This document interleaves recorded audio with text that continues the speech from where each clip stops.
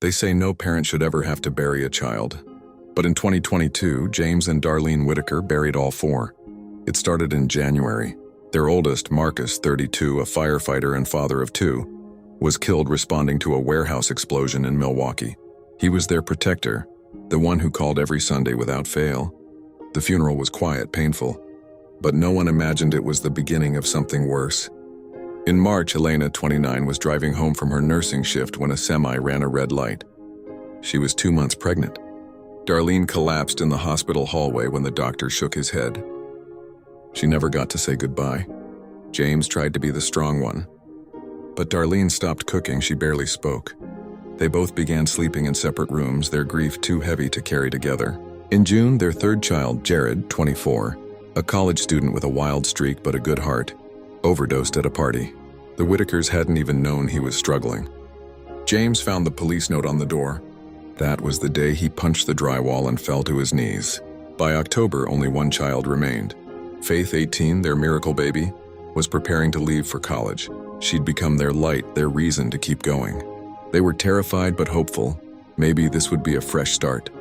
But one Friday afternoon, while on a weekend trip with friends, Faith drowned in a lake during a freak accident. A rescue diver found her necklace first, the one her mom gave her when she graduated high school. And just like that, the Whitakers were no longer parents. They were survivors of silence.